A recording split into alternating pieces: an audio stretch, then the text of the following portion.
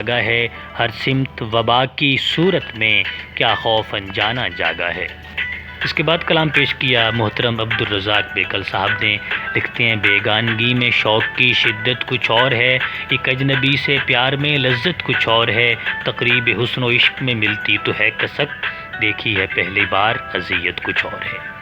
اس کے بعد کلام پیش کیا محترم زاہد علی اداس صاحب نے، لکھتے ہیں اقبال نے ملت کے تفکر کو سنوارا، جذبہ عقیدت کو ہر ایک دل میں ابھارا،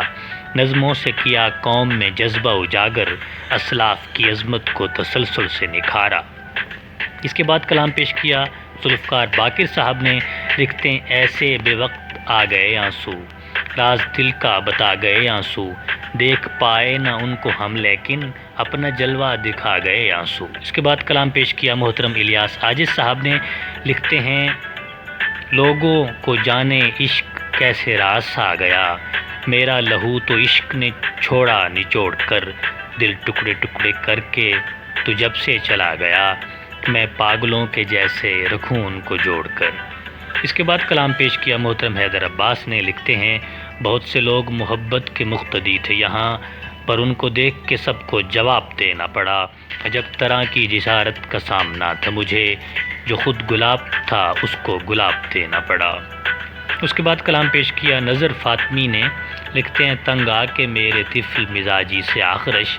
خواب آوری کی مجھ کو دوا دے کے سو گیا،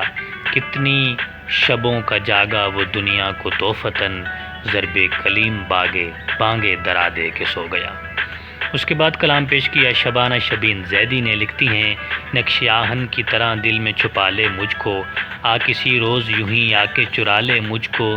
تیری ہر باک خیالات سے ڈر لگتا ہے، تیرے بے باک خیالات سے ڈر لگتا ہے، یہ تیری زندہ دلی مار نہ ڈالے مجھ کو۔ پھر کلام پیش کیا پروفیسر شیریں عنبر لغاری نے، لکھتی ہیں ایک ہم ہے کہ اجالوں سے ہمیں پیار نہیں، ورنہ یہاں سورج کا پرستار نہیں، جس قدر پھول تھے قبروں پہ بکھیرے تم نے، کیا کوئی پھول یہاں لائق دستار نہیں۔ اس کے بعد کلام پیش کیا محترم منظر انصاری نے، لکھتے ہیں بلندیوں پر ستارہ بولتا ہے، بلندی پر ستارہ بولتا ہے، مسرت کا مینارہ بولتا ہے، حیات اوج بھی موج بلا ہے، منافع میں خسارہ بولتا ہے۔ اس کے بعد ادبی قافلہ انٹرنیشنل گروپ پاکستان کے اس مشاعرے کے مہمان محتشم شہزاد